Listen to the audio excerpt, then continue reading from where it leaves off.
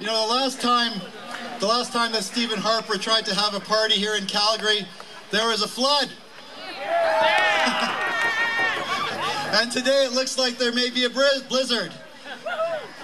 The next time he arrives, maybe there'll be a plague of locusts. They are the plague of locusts, yes. You know, there's actually two political conventions going on in Alberta right now. At one of those conventions, there's a group of energized, optimistic people who are committed to building a better Canada. And then, of course, there's that Conservative convention behind us. How many people from out of town are with us today? You know, you guys have known Stephen Harper for about 8 years now. You've got a taste of what it's like to know Stephen. Here in Alberta, we've known him for a little bit longer. We knew him, and we learned a few things about Stephen Harper. We knew him when he was a fledgling Reform Party MP who made a name for himself by challenging things like Medicare.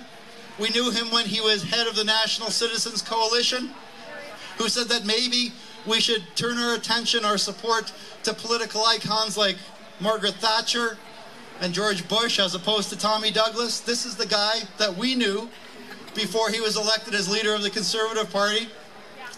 Let's call him a-hole.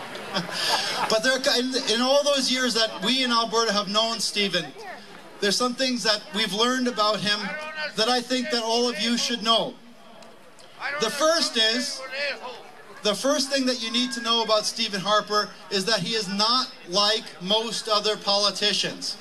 This is a political leader who is not just interested in winning elections, and he's not just interested in implementing a platform of government. This is a leader who actually wants to transform Canada in fundamental ways. The Canada that we've built over generations with the support of the labour movement, working in conjunctions with other groups in civil society, a Canada that's characterized by caring and cooperation, a Canada that's brought us things like Medicare, public education, fairness for people in the workplace.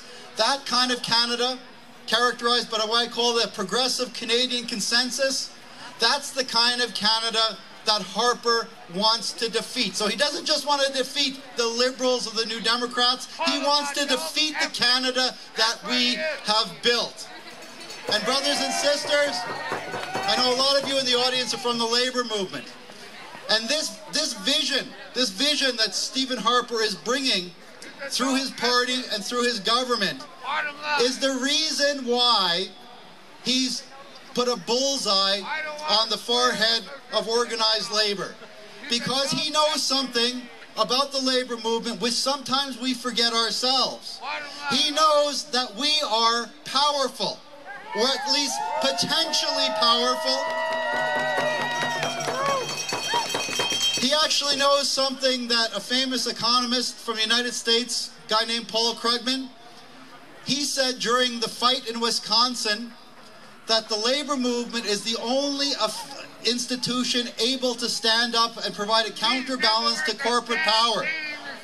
And that is exactly why the Harper government over the last 2 years has introduced a series of legislation to undermine and weaken the labor movement, and it's why delegates in that hall right now are passing a series of resolutions aimed at weakening the labor movement.